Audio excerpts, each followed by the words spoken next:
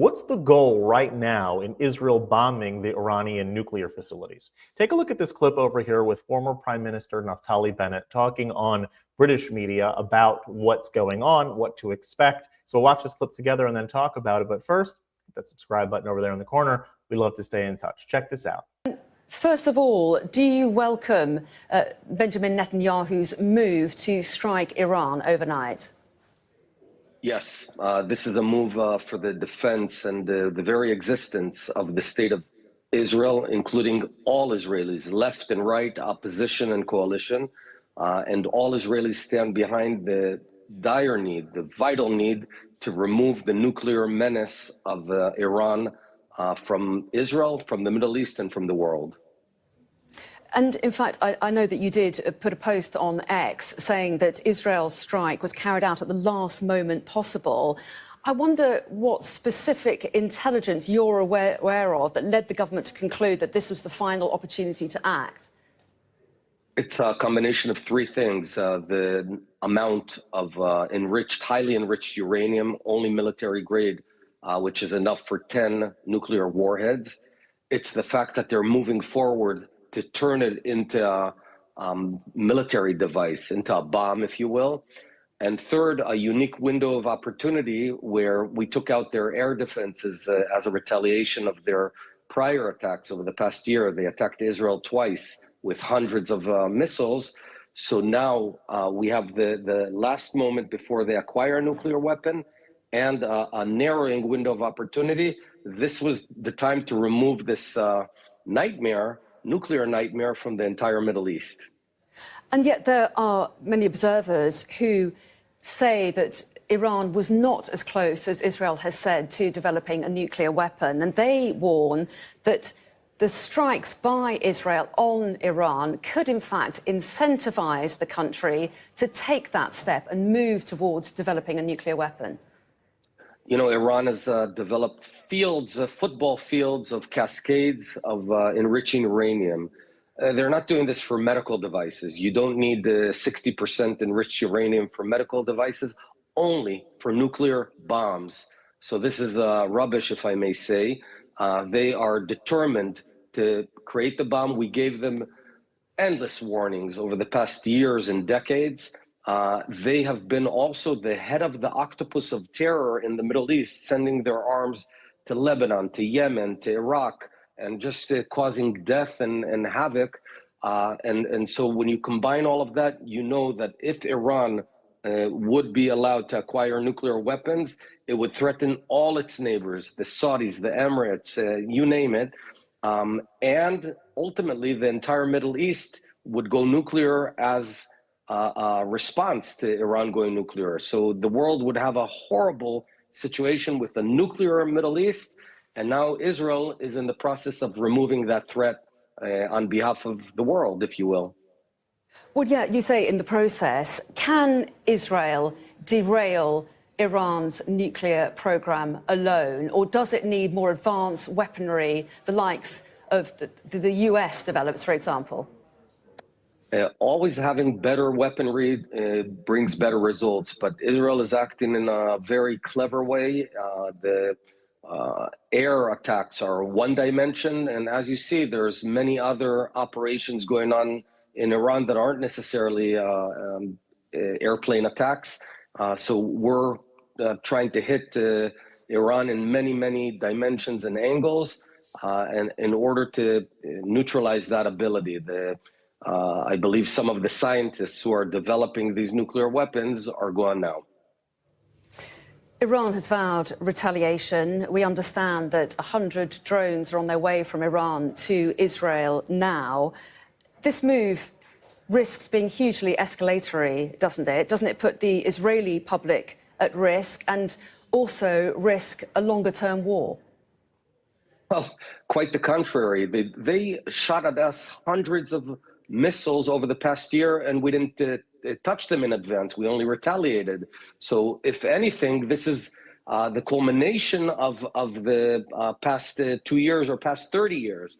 Iran's been punching us and killing Israelis and killing Europeans and killing Americans all across the world for decades now.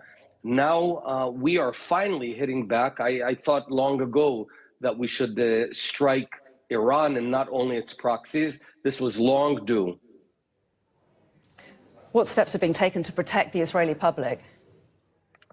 Well, Israel has a layered defense system that includes many functions. We have Iron Dome, and we have David Sling, and we have laser neutralizing, intercepting these weaponries. And also the Israeli public is fairly strong, and we've become, unfortunately, battle hardened by all these rockets shot at us. So all Israelis are near the shelters right now. I can only say that, if they have 100 UAVs towards us right now, if we didn't act and we waited more years, we'd have 10,000 UAVs on the way, or drones on the way to Israel. So you got to nip it in the bud before it becomes an existential threat. The US has been seeking to distance itself from these strikes. They say they weren't involved in them. What do you know about the US view on Israel's move? I think when all is said and done, and when the dust settles, America and the entire world will be thankful that Israel took upon itself to neutralize and remove the nuclear menace of Iran. Right now, we're in the midst of the operations. It's always tough. It's always messy. I'll remind you that in 1981, we took out the nuclear facility of Iraq, of Saddam Hussein. We were condemned by the whole world, later on thanked by the whole world. Likewise, in 2007, when we took out Syria's nuclear program. So, we're doing what we have to do, and this is going to make the world a safer place and save millions of lives. Do you know, though, if President Trump tried to dissuade Benjamin Netanyahu from carrying out this strike? I don't know. How important do you think US support is? I think U.S. support is very important, and I would want to think that the U.S. has our back. I believe that President Trump articulated quite clearly that he would not let Iran acquire nuclear weapons, and right now we're executing on that strategy. These strikes, of course, have prompted reaction around the world. Here in the UK, the Prime Minister, Keir Starmer, is calling for de-escalation and restraint. It's a similar message from the Secretary-General of NATO, Mark Rutte, who said it's crucial to de-escalate tensions in the region. Will Israel be listening to the likes of Keir Starmer, Mark Rutte? If you're in a boxing match and you take another hit and another hit, what Israel has been doing for 30 years and more so for the past 2 years, and you're being punched again and again, and finally you punch back and you're about to knock out the opponent, and then you're told to de-escalate. We will de-escalate once the menace is gone. Once the threat is gone, that'll be a wonderful time to de-escalate. What do you expect now from Iran in terms of scale of response, and how long do you think this will go on? Well, we do take into account that Iran has a formidable ability to respond. We are preparing for that. We've intercepted dozens of drones and UAVs that were hurled towards us over the past couple of hours. But this was expected, and we're on top of things. It's going to be a tough few days, and I'm sure the Israeli public is strong enough to go through this.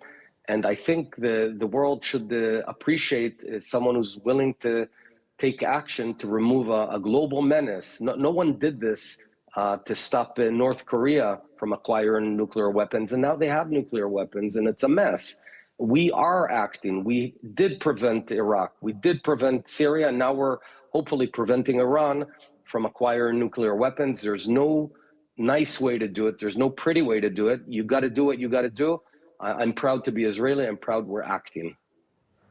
Naftali Bennett, a former Prime Minister of Israel, we appreciate your time this morning. Thank you. Thank you. Yeah, I like how he said that it will de-escalate when the threat is no longer there, because if you have a clear and present danger, as many organizations have confirmed that they have the capability, that Iran has the capability for nuclear weapons, then they need to act and need to do what's in their best interest as a country. I know certainly that they have U.S. support, and they really have support of the Western world, all civilized nations. And the truth is, a good chunk of the Arab world as well. There are many countries in the Arab world, Saudi Arabia, the UAE, just to name a few, that are, at least in private, very happy about not having a nuclear Iran, or not having the threat of a nuclear Iran. That would have really changed the dynamic in the Middle East, not for the good of not only Israel, but for a lot of the Arab neighbors that it has. And so we certainly just pray that it be swift, that everything be done in a quick manner, and certainly that should be where our focus is. The military does their thing, the politicians do their thing. Us, who are part of the population around the world, can simply and should simply pray that light wins over darkness, that good wins over evil, and that all threats against the civilized world should be utterly destroyed in speedy time. If you like this content overall, hit that subscribe button over there in the corner. We'd love to stay in touch. Take care.